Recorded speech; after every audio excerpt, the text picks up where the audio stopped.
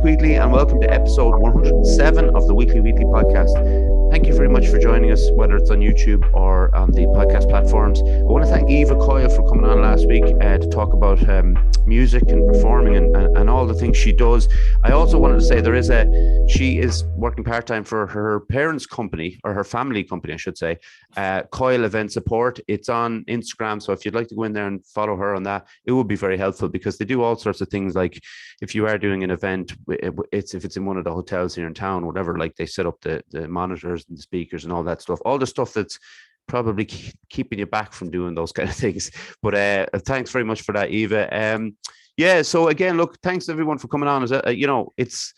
We keep rolling. It's another week. I'm very, very pleased to introduce my guest this week. He's a motivational speaker and a stand-up comedian, and his name is Robert Forde. How are you doing, Robert? How you doing, Deco? How are things? It feels so weird calling you Robert. I'm going to call you Forde from now on. Okay, let's go back to our youth. Yeah. I just want to give it, just before we get into it, there is a bit of a background here. We did go to school together. It's right in saying we started secondary school together, wasn't it? Yeah. Yeah, because we went through secondary school and transition and that, and we got to know each other quite well. We hung around the same group. All of this will kind of come up as we go on, but we always start here. Forde, could you give us a short history of your upbringing, please?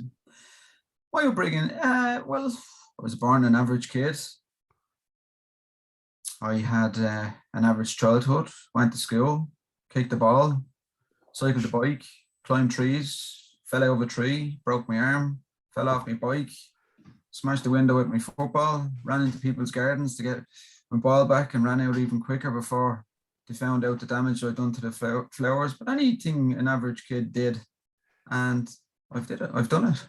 Yeah, and you were, like I said, as we went to school together, you were up in Swords with myself. Yeah. You lived kind of on the other side. You were in River Valley, that's right, isn't it? Yeah. You were on the dark side of Swords, isn't that I was on the dark side, yeah, and I still am. No, I was down at Broadmeadow, so it was a bit away, but we met up in Coláiste Cullen, of course, which we will talk about as we go along, because we'll be talking about, well, I suppose our friends in there as well, which will obviously come up. But there is another side of this. We will touch upon this as we go as well, Forde. But as you recall, what would be your when did you first become aware of mental health?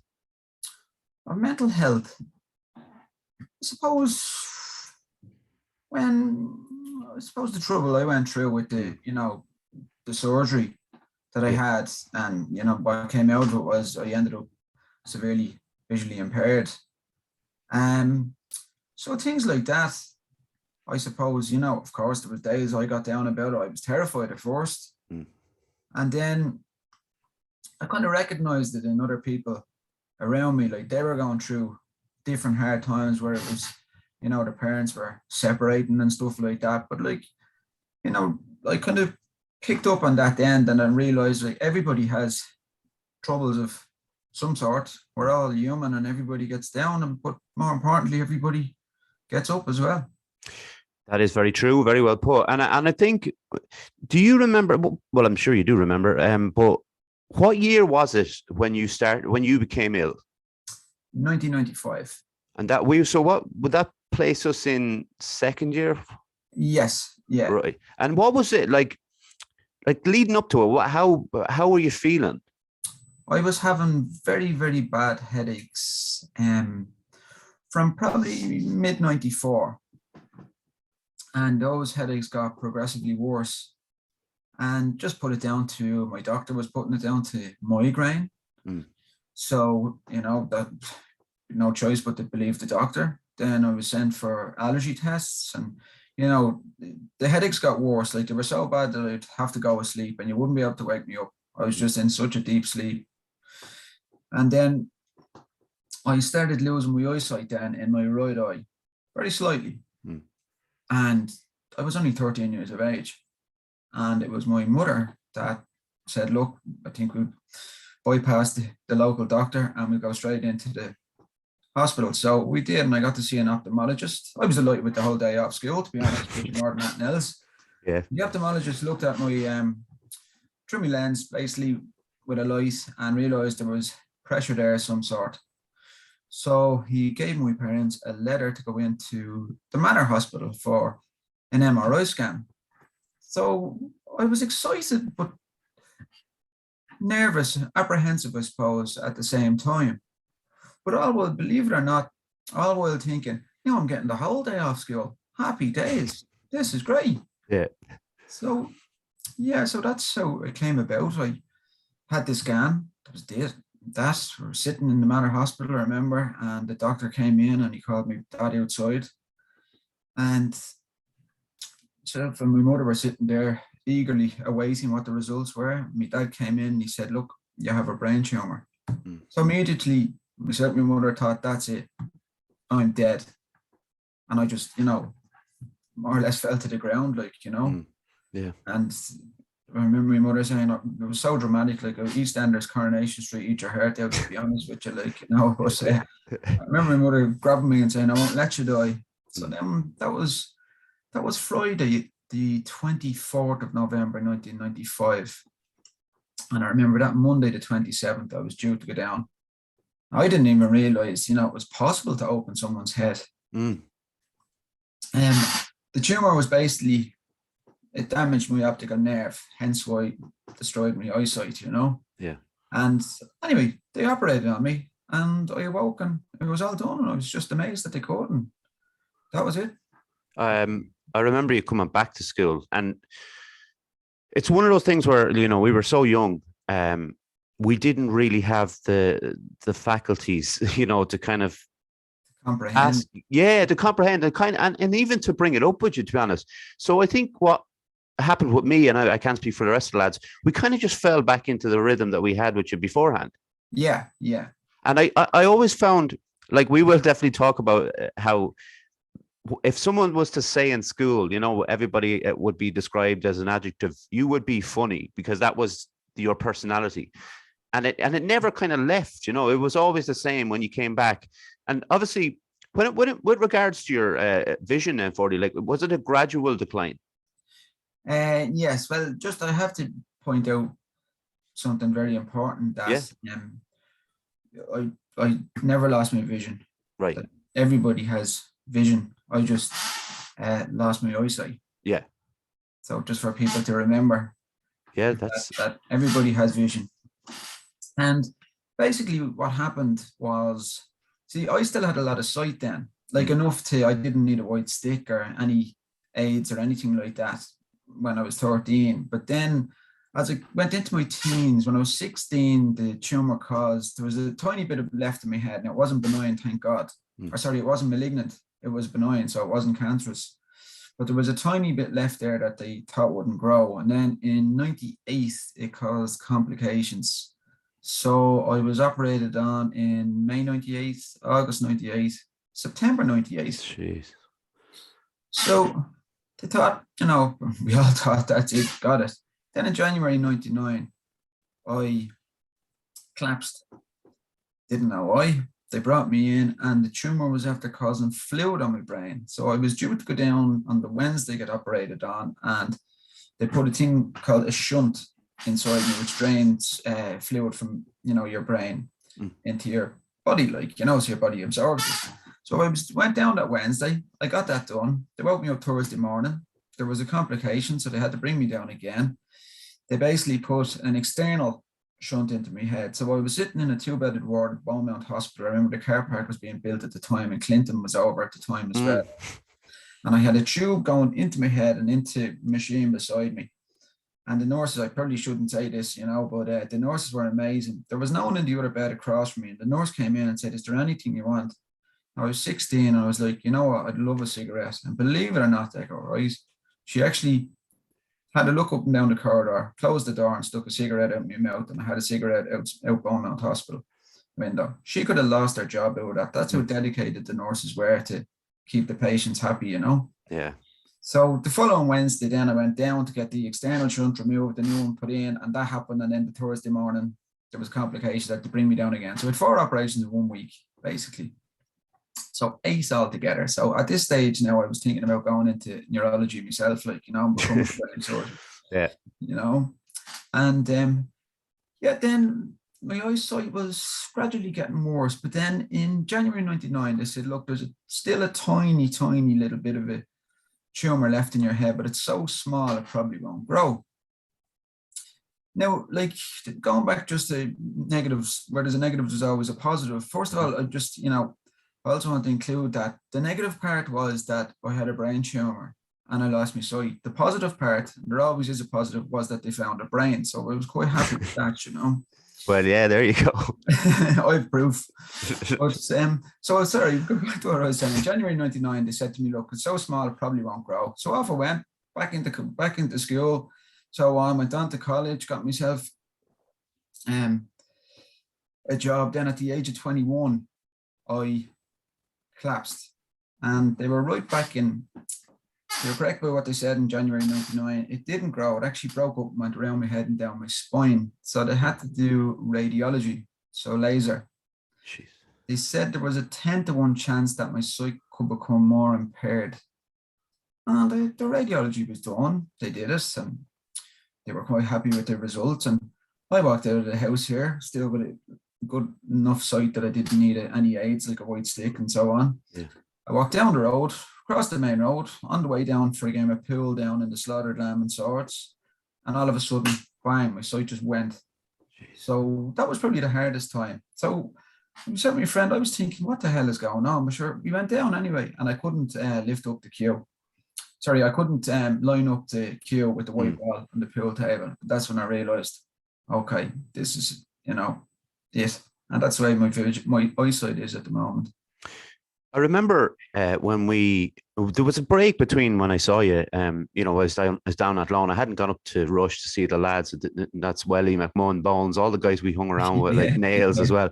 And I hadn't seen you, So when we met up, there's another thing. Obviously, I talked to you about. I mentioned about you being funny, but there was another thing when I noticed when I met you that time, as we were in our maybe early to mid 20s, the empathy you had for people. Now, I'm sure that was there. Do you know what I mean? But you don't notice it until you're kind of growing up and you kind of realize that there's a lot to everybody. So when I noticed the kind of mirroring of the empathy coming back in you from Welly in particular, and he was someone who was he's a close friend of yours anyway. Yeah. But he was someone who was always looking out for you. With regards to, you're saying, because the vision had, your eyesight had changed by that point where anyone who was close to you, we were giving you a hand, you'd lock arms with us and we'd go where we needed to go, whether it was on the beach or whatever.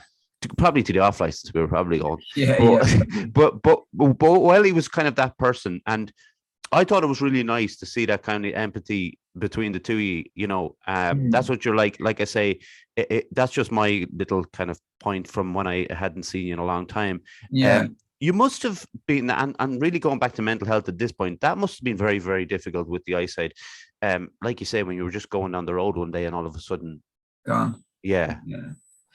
That was the hardest part, all right. I didn't do it all on my own. But how I did get back up and on my feet was with the help of family and friends. Yeah. And to push on, and that really was more than appreciated. But eventually, without me even noticing, what came around was I realized that, how would I put it? I realized what I could do, and there was a lot of stuff that I still could do, so I tended to focus on that. Like, obviously from losing my eyesight, I met people that were blind, visually impaired, all levels of eyesight. And in the National Council for the Blind World, and when I went there after school, when I finished school, should I say, that's when that really, excuse the pun, opened my eyes, because I've seen all these people doing stuff, and I was thinking, well, that's my ignorance. Like, I didn't realize you could do this. So I got involved with skiing. I got involved in all sorts.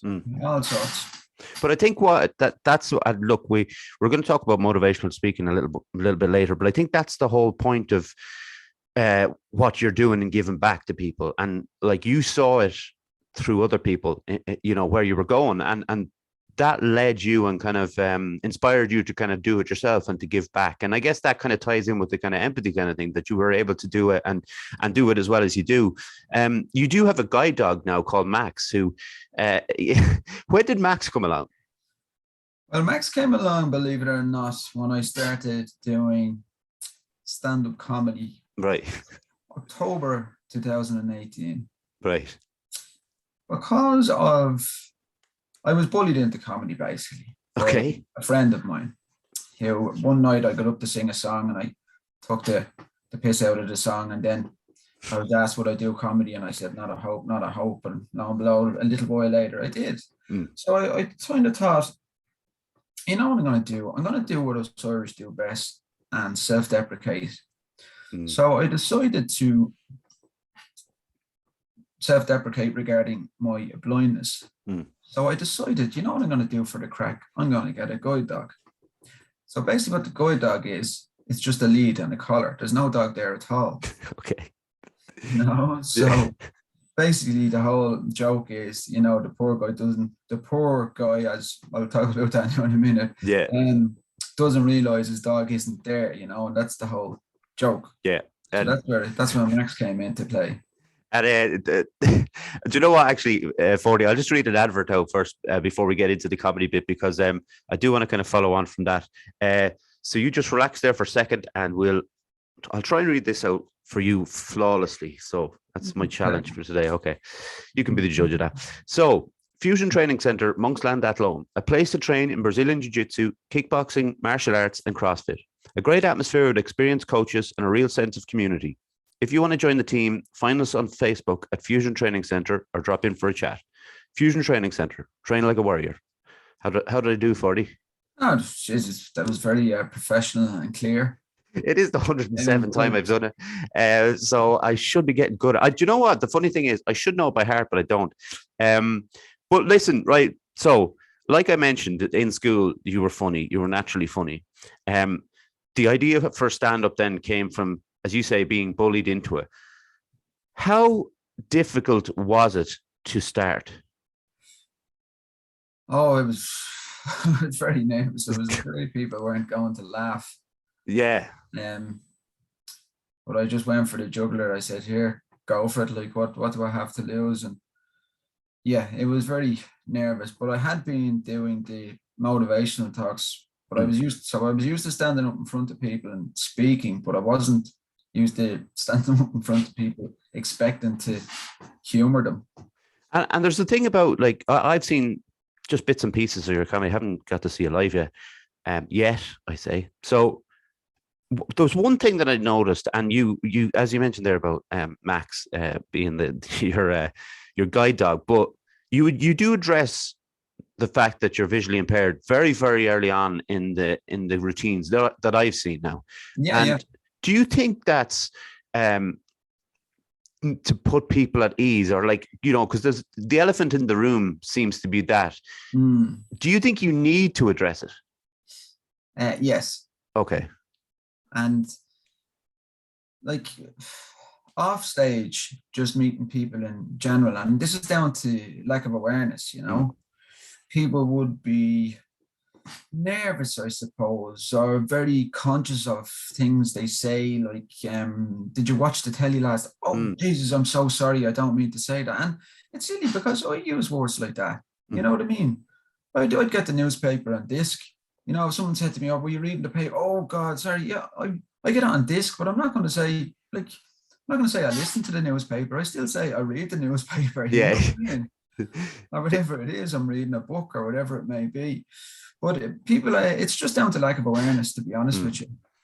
So with the comedy, I think it does, break that ice. Yeah, like it and putting people at ease is probably, you know, a large part of comedy. And I know there's comedians out there who like to have everybody feeling a bit tense and what are they going to say next, you know, as well, and which is all good. It's, you know, it's each other's style. Do you think that, like, because I often thought about when I heard that you were doing motivational speaking and then stand-up comedy, and to me it just seemed like, yeah, of course he is. No, because it wouldn't have, to me, it wouldn't have phased you. You were the kind of like the joker in school. I As a mean, massive outrage. not the joker, but a joker. But Yeah, like, yeah. that kind of funny, and there was a certain amount of confidence to you as well. But do you think how much do you find that it's a help or a hindrance that you can't see the audience? Um,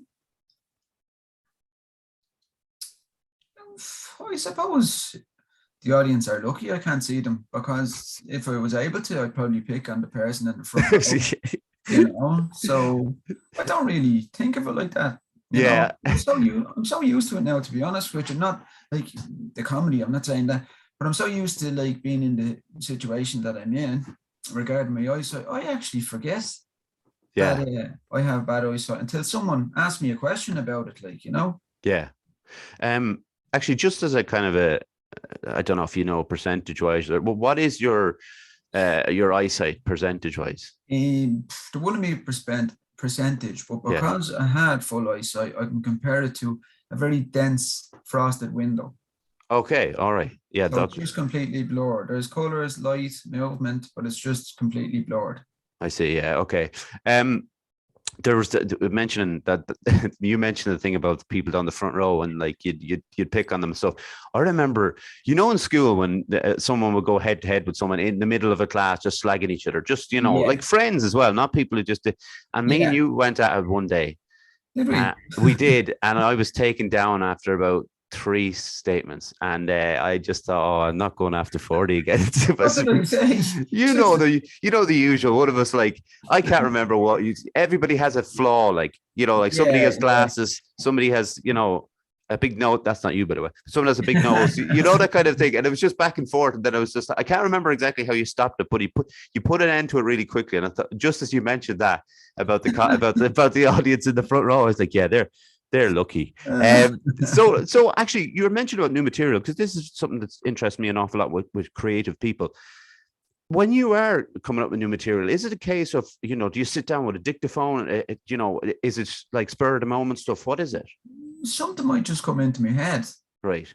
And like this morning, I was out I do the park run. I'm not sure if you heard the park runs before. They're all over Europe, But I was out doing the park run, and we were going for a coffee afterwards. And one of the lads, it was his turn to get the coffees. He went up to the counter and he said back to me, he said, I take sugar. And he just said, do you want white or brown? So straight away, I just said, it doesn't matter. But afterwards, I thought to myself, do you know what I should have said? I should have said, sorry, are you talking about milk? So I'm after right. That was only this morning. I'm after writing that down. I did not know where that was going, and but that's the thing about about creativity, and it's one thing saying that to your mate, right? But I think if that doesn't stick, if you don't remember that, it like, this is just from my point of view, then that's not remembered. It's one of those things, like, you thought that was funny at the time, it stayed in your mind. Yeah. And I that's what I like about. I don't watch a lot of, we'll say I don't watch a lot of stand-up comedy on TV or whatever, but when a joke is good, you won't forget it. Like, because people, that whole thing about jokes have been going on for centuries and centuries. And these things, they've been carried through, maybe, and details changed here and there. Yeah. But those kind of things of you writing the kind of, the spur of the moment joke and then presenting to your audience, it must be very fulfilling to do something like that. It is, once I get a good response. Yeah, well, I get. So you actually, speaking of that, like, because when I write a short story, I'll give it to my mom, right, to read. Yeah. Who do you bounce your kind of ideas off? I might say to a friend or maybe a work colleague or something. Mother, father. But do you expect? Do you expect them to, I'm talking about your mother and father now, will say, will they be unbiased? Will they tell you if they think the joke's crap? Yeah, or maybe change it here. Well, that's good, but you know what I mean? That's good, but what I do is, that kind of thing, And I think that's a huge thing for people who are creative to be able to take that kind of, it's not a criticism, it's just trying to help you through, and constructive criticism, and that's what you want, isn't it, when you're looking for feedback? Absolutely, yeah, absolutely. So how did you get into motivational speaking? Motivational speaking, I was asked to get up. I was with who was it? I think it was the Irish Congress of Trade Unions I was connected with, regarding equality. And they asked me on board, and I was at a presentation down in the Towers Hotel in Waterford, and I was asked, would I care to share my story? So again, I was, very daunting, get up onto this, but I got up onto the stage and I shared my story, and just the overwhelming response I got of positivity was just, I was in my element. Like, I mean, I don't know, I was on such a buzz for, so long. But go on. It was great. So because of the positive feedback I got from people, that's when I realized, you know what, like, I could do this again and help people, and then as it just materialized to, I constructed talks, and now because I'm doing them so long that, I bring out different aspects of motivation into it, regarding looking at what you can do. Because, okay, let's say the word disability. It's a 10-letter word, right? What does disability mean? It means something you can't do or something you have difficulty doing, right? Well, us two here, Deco, and everybody else in the world have something they can't do or have difficulty doing. So therefore, everybody has some sort of disability.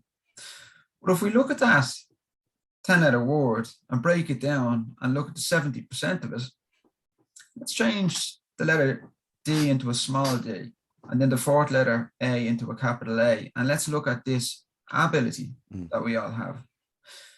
For example, to put into perspective for each person, if you were to take a piece of paper and draw a line right down the center, and you were given 5 minutes to write on the left-hand side of the page the things you can do, and the right-hand side of the page the things you can't do, I can guarantee that you wouldn't even need 5 minutes to list things you can't do. You'd need endless amount of ink, paper, and time to list things you can do.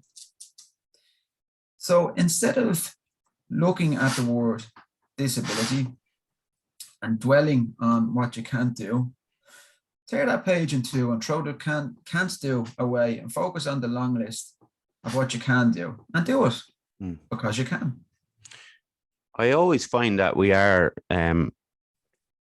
always thinking of the things we can't do. It's almost takes up, 90% of our time thinking about those things, rather than, like you say, about the things we can do, and the things we can do well also, and I think, I know things come with age too, and that's, another part of it when I'm talking about it, of what, if I go back to when I had my breakdown, we'll say, so that was like 2009, right. Like, if you were talking about that list then, I mean, it wouldn't have taken 2 seconds to write down things I can do, because I thought I couldn't do anything. Everything was just the hardest thing in the world, even getting out of bed, that kind of idea. Yeah. But now it'd be the complete opposite to what I've come on and brought forward. And when I talk to you about motivational speaking, people, I've listened to people, and I've gone to see people and spoken to an awful lot of people about this, who helped me see it that way, in different terms, but in the way that you're putting across, that there's so much stuff we can do that, we don't give ourselves credit for. Yeah. And I think as I've gotten older, I've kind of started to appreciate that. And I've started to, look up to these people. Do you see how can you see how people would see you as an inspirational person? I always got embarrassed with this one. I think it's because I was Irish, shy to compliments, but I can see how, I don't mean to be, like, people And like, for instance, that time when I did the talk in the Towers Hotel, people were coming up to me and saying exactly that. Wow, you're such an inspiration. You're amazing. So on. And I've had that. It's just embarrassing, Mark, but I don't mean to be. I'm just human. That I'm a bloke that's blind, that found a way through the help of other people and situations that found my way in life. You know, like I'm not amazing at all. I'm just a bloke that's blind. It has a point, just like you, just like, you know. Yeah. It has up and down days like everybody else. That cries, that smiles, that laughs. I would 100% agree with that, but I'd also counter that with forget about being visually impaired, okay, for a second. Someone who stands up in front of people to try and make them laugh, to try and make them feel good is a major thing for me. And I'm just talking and I'm sure a lot of people will echo that. Someone who goes out of the way to motivate people, maybe into seeing how things could be different for them if they looked at things in a different way. Is pretty amazing. But then, we I'm talking about me and everybody else have to add in the fact that you are visually impaired, and it's the idea that it would have been very easy for you to, be helped along by a lot of people, but to get to a certain point and then say, that's enough, I can go from here and I'm grand. But you went further. And I suppose I'm leaning more towards motivational speaking at this point, and the message you kind of put across. So the message is what you're saying there. It's the disability into disability. Because I can't come up with that stuff, right? Why and when, it's hard. This is a tough question to really ask, because it's one of those things that maybe over the period of time this came to you. But when you hit on something like that, do you think, all right, that's the light bulb moment, that's what I've been waiting for? Yes, it did. When I was playing around with that word, I can't remember how it came around, when it clicked, but when it did, it was like, yes, I'm going to be able to break this down and express and explain the point I want to get across by simply using this word. And you spell it in the Dublin way as well, which I like. D-O-D-I-S.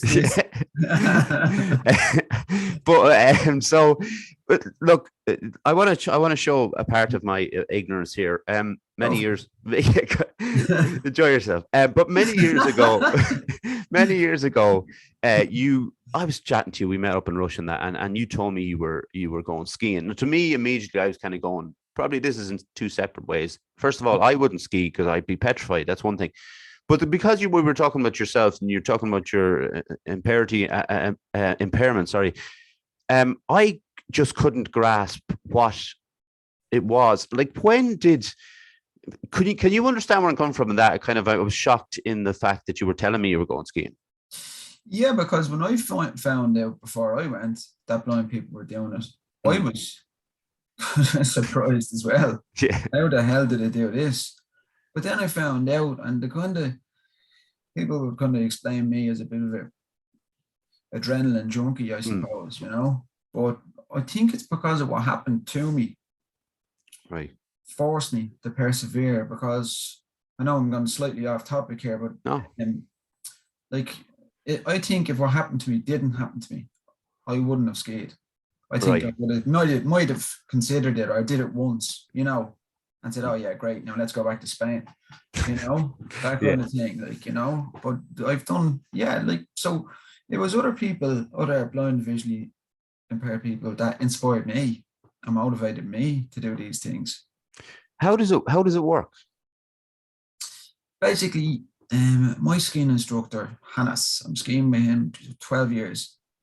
And basically we go up the lift, we get to the top, obviously, and basically he's on front of me. So he would guide me as we're going down the mountain. He would say left, right. Like, these guys are born on skis, you can ski backwards, these lads, but so he's just guiding me down. And just over the years, as I got used to it, the higher up the mountain we went, but the adrenaline rush of it is amazing. But once, it's all about trust. Yeah, Once of course. we really got to know one another, then that's when, it's amazing. Have you ever tried it? Do you know, I haven't. And you know, I don't know. I've always wanted to go to Switzerland. I don't know why Switzerland. It's just one of those things that's been in my head. And it's only, it's not that far away, but I've never been, right? And obviously, I know a number of people who've gone skiing, and they've all said it's brilliant. Yeah, And I am probably the opposite of what you just described yourself as. I don't want anything to do with adrenaline ever in my life. It could, yeah, do you know what it could be to do it? You know, the anxiety disorder is obviously you try and avoid anything that could, you know, create any kind of anxiety. right. So I can get that from, you know, going back to, you know, 2009, whatever. But even before that, it was always kind of an idea of being able, or sorry, that it was there and I could do it. But I just haven't. Look, and I know you can start slow as well. That's the thing. I could just, you know, and maybe look, if I go to somewhere that does have the facilities, I'll go and have a look. It's never too late, as someone Yes. once quoted. Yeah, I remember who it it is. was I don't know today. who it was. Probably Bob Dylan. It's probably him. Normally, it's No, normally him. But so who are you? Who are your inspirations then? just other people that I've come across that are blind and visually impaired from that side of things, you know. Yeah, and it's just like, was that like the choice of when you after school when you went to what was the name of the place The you Council went for to? the Blind. Yeah, Mm. was that a major thing in your life then? What did the change? What do you Yeah, mean? just like going there, that you know, kind of stepping up and going in there, and then seeing, you know, how everybody else was doing it. Did it change your life hugely? Yeah, yeah. Now, little did I know, I was what, 17, 18 when I Mm. went there. Little did I know my sight was going to get worse at 21, you see. Yeah, of course. Yeah. So when I was there, I met people that were as blind as I am now. Mm. So I was like, sometimes I was actually assisting them, you know, at times. Yeah. So, but at the same time, I was thrilled that I got that experience, because thankfully that I did get that experience, because when it happened to me at 21, as hard as it was that day walking down the road when it went, but after so long, it actually, from meeting them people at 17 and 18 and since then, like, you know, Yeah. that actually helped. And that's subconsciously, I suppose, they inspired me. Yeah, of course. And then who, like, talking about comedy, who are your inspirations comedy wise? I don't really have any. I just Really? like comedy. You know, there's So no one. when you were, so let me put it this way, when you were kind of coming through school, you know, with myself and the lads and that, Yeah. were you watching a lot or listening to or watching a lot of comedy then, or was it a later thing? No, it's kind of later. Like as you said earlier, like I was always a messer in Yeah. school, a joker, not a joker, but Yeah. one of a number of people. Yeah, there's a few. There was a few, but no, there was no really comedians that really inspired me or anything like that. I watched, you know, comedy on TV, but I didn't go out of my way to watch Yeah. comedy. You know, I just like to have a laugh and have it, as us Irish know, as the crack. Yeah, we used to go And down on our lunch breaks down to the valley and like have like this was little area there where we could kind of go over a hump, and we were kind of beside the water there, little, and we yeah, used to like smoke a sneaky fag or a joint, whatever it was at the time. yeah. But we were in the group of the lads who I just mentioned, and again, it was just that kind of thing. Obviously, when you look back at those things, there's an innocence and there's something very light and happy about those Yeah. times.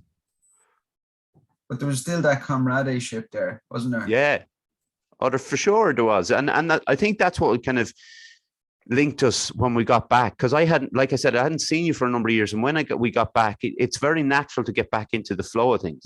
Yeah, it was, wasn't it? I remember. You know, and that's what's amazing. You know, like I got off the bus and you were there with Welly and that, and you just fall back into this, like we did when we started recording, or just before we start recording this. You just start chatting away, and it's like a natural thing, which you can only get from kind of school, really. So what else then? So I know you haven't done skiing in a while, but what do you like to do in your spare time? I like, as I was saying, I was down. That's where I was this morning, down that valley, down the park run. I like to exercise and get out for a walk. The run. How long have you been doing the park run? 3 months. And like, because I run a lot, and it's something that is hugely important for my mental health. Is that something that benefits you in that way? Yeah. Yeah, it's brilliant, isn't it? Yeah. Like, I mean, how energized, how motivated, I suppose, you feel after doing it, like, that I when I do it, right, so do it 2 or 3 times a week. When I come back from it, you have your shower and you just feel like there's this real kind of warm fuzziness about you, and you could just relax and, maybe it's, I don't know, watch a film or whatever it is, you're listening to music, you're all those kind of things. And you can just be very, I don't know, you've achieved something. I like doing it in the morning as well. Yeah. So you've achieved something for your day already by, say, 9 o'clock, and then you can just do whatever you want. You've been back to comedy gigs since obviously we had the big pandemic that was going on, but you were at a festival in Galway back last year. Yeah. Looking forward, what's on the horizon for you? I'm actually back in Galway this Monday. Are you? Nice. Yeah. I'm on in the King's Head. There's a competition on. There's about 10 of us, 10 comics in it all together on the King's Head in Galway. And it's called Show Me the Funny. So doors open, show starts at 8. It's a fiver in, and you get a free pint of Bulmers. Do you see that for advertising? It's quality stuff. You should have read my ad. But when you talk about this, like, and I know it's a very natural thing for you to talk about gigs coming up on Monday and it rolling off the tongue like that. But do you still get nervous before a gig? Do you think absolutely? Do you think it's important to get nervous? Yes. Yeah. Why? Because I think if you weren't nervous, you may come across maybe cocky. Yeah. A bit kind of overconfident.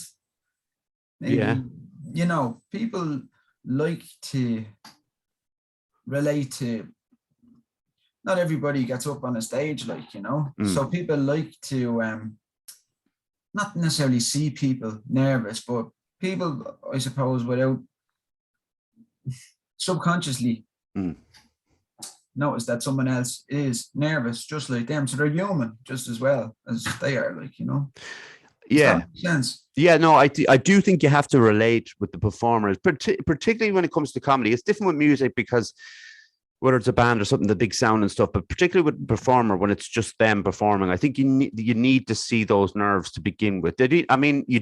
By 10, 15 minutes into a set, we'll say, however long the set may be, but say 10 minutes into a set, I think when the nerves start going, then it's fine. But at the start, I think it's important to relate to the person like that. Oh, yeah. No, I would be nervous. Like, I could feel my hand even shaking as I'm taking the mic, like, Yeah.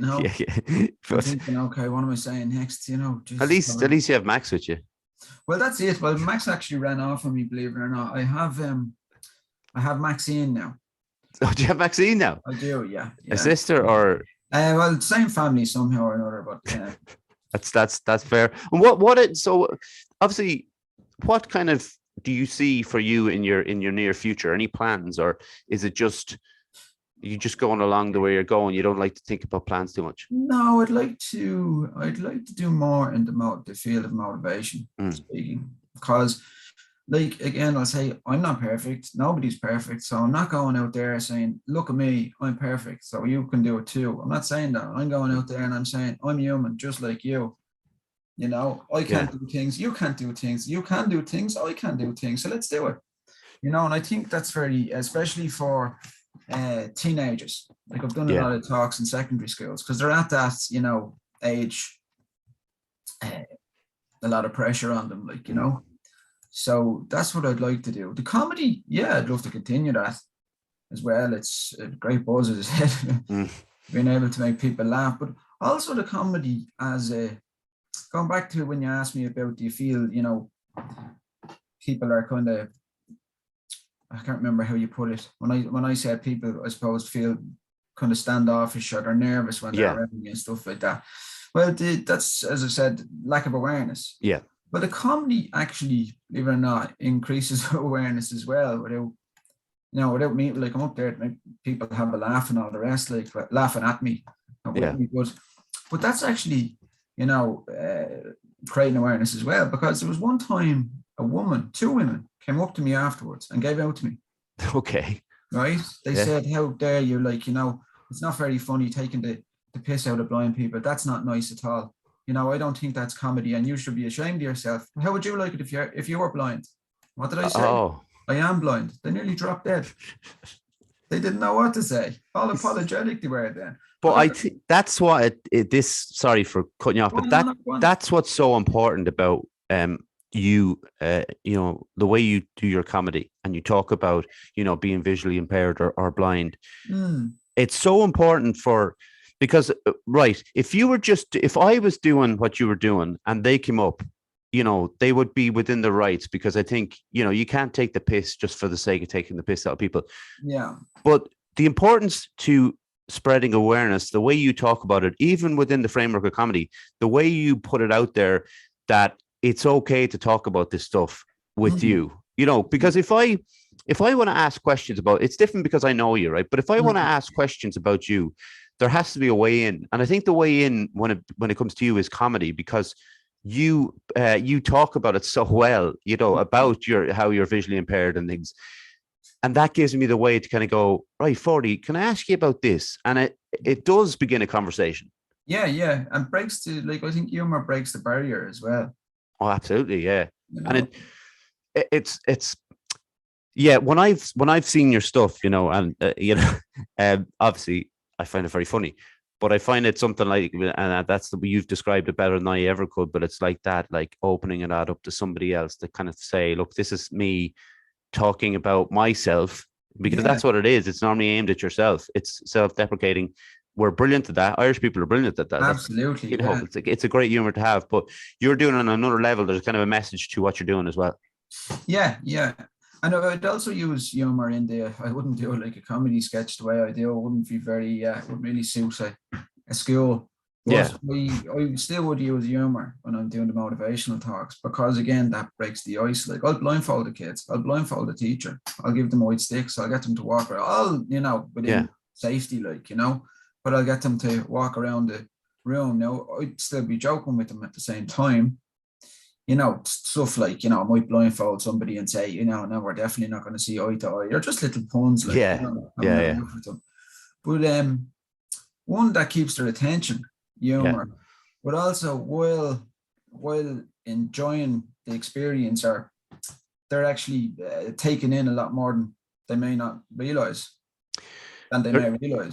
Yeah. And like I teach kids jiu-jitsu, and I understand where you're coming from with that humor thing, because look, if I went in there with my fellow coach Keane, and we sat there and said, okay, we're going to do an arm bar now, this is how you do it, this is how you do it, and we did it the most droll, unexciting way, they're not going to respond to it, they're not going to remember it. And that's another thing about, like, you talking about going into schools, motivational speaking. They'll remember the funny stuff a lot more than they will the serious side of things. Yeah. Because we would have in our school. Oh, absolutely. Yeah, sure. I would remember speakers coming into the school, and you'd kind of fall asleep with some of them. It's true. Some teachers, that we didn't actually, some teachers, God love them, we kind of walked all over them because they were too easy. But, well, you did. Don't add me into that. Yes, he did. Mind him. But then with teachers that were good teachers, but they also used humor, you kind of respected them, and you remember them as well because they used humor and because they were good. Well, I suppose we listened to them. Yeah, that's the difference. We use humor, and that's how we respect them as such good teachers, because we listened. There's and another thing about them being honest with you, they could talk about stuff that wasn't, they weren't treating you as 14 or 15-year-olds. They were being very honest about, I can remember his name, Mr. Arosh, was that his name? Arush. Yeah, he's an Irish teacher. Yeah. He told me a story about, he was from Northern Ireland, and he told me a story about seeing some bus driver being shot when he was on the bus. And when someone tells you kind of something that doesn't seem real, because you can't imagine it yourself. But after that, every day, like with him treating us like grown-ups almost, I listened to everything he said then. Yeah, you respected him. Yeah, absolutely. And that's like, I'm kind of figuring this out as I go along. I think I was too dense at school to kind of get that. But when I'm doing it now, and I'm seeing like kids respond to things, they all respond to things differently, but there's a common kind of thread throughout where you can kind of be honest with them, be funny, keep them keep them excited and kind of wanting to learn and keep their attention. Yeah, absolutely. And look, adults are the same. If you go up and do a stand-up routine and it's not funny, I mean, you've lost the room. Yeah. So I think that's fair enough. But look, like it was really great to have you on, Forde. No, cheers. Thanks a million, and hopefully we'll meet up again for maybe an old beer or something like that. And well, I don't drink anymore, but I will meet you for. It doesn't have to be alcoholic. Like I was offered for January. That's a good point. Oh, did you? How did you find that actually? And yeah. You're not a big drinker, though, are you? Not a massive drinker, no. Yeah. I like me a few pints every weekend, but I wouldn't. I like a few pints within reason. Like, Yeah. But I actually quite like the non-alcoholic beers. Actually, I think they're all right. It's not bad. The Heineken Zero. Yeah. I find the Erdinger it's a bit kind of too yeasty, but it's sweet as well, sticky kind of. I don't like it. I think you could. The thing with the Erdinger, I've only tried like maybe 3, but I've tried the Heineken and it is much lighter. I think the Erdinger is like you could drink 2 of them and then it's like, oh God, I'm so full. Yeah. Like, Yeah. So I was drinking that slowly and then I was going on to, a glass of 7-Up or something like, or Coke or whatever, I don't know about you, right? But so if it was when you're out with people and it's 11 o'clock, you're not drinking and everybody else is, do you start to think to yourself, am I like this when I'm drunk? Yeah, I've thought that at times. Yeah. Because it's a strange place to be if you're sober and everybody else is like pissed and you're listening to the same thing being talked about over and over again. It's very like, oh God. There's that part of it, but there's also the part of it like, oh Jesus, get me out of here. I don't want to listen to these anymore. Yeah. Yeah, that's true. They're just being stupid. When you get out of my face, or without thinking that, look, well, maybe I am like this when I'm drunk. Yeah, that's it. Like, I guarantee I was like that when I was drunk. I don't particularly miss it, but at the same time, each to their own. Everybody can enjoy it. Forde, listen, stick with me for 2 minutes. I'll close this out. We'll get a quick photo before you go, and then we'll. You want to get the optimisteyes as well.com. Oh yeah, for sure. Yeah. Listen, it was brilliant having you on, though. Thanks a million, man. It was great to talk to you again. Thanks very much. Listen, I'm going to thank a few more people. I'm going to thank John for all his technical work, Nathan for all of his promotional stuff that we obviously couldn't do without him. Obviously, I want to thank the people who helped me to get this podcast off the ground. My mom, my dad, my granddad, Jaron Calvin for the music and for the logos. Okay, we're on YouTube. Subscribe if you would. We're on Instagram, Facebook, Twitter, Spotify, Anchor, Apple, Google Podcasts, etc. Thanks, everyone. We changed the time from a Wednesday at 9 a.m. to 8 a.m. It's not a big change, but it's just for my own to do all the social media stuff takes way too long, basically, and I need to do it early so I can get it out there.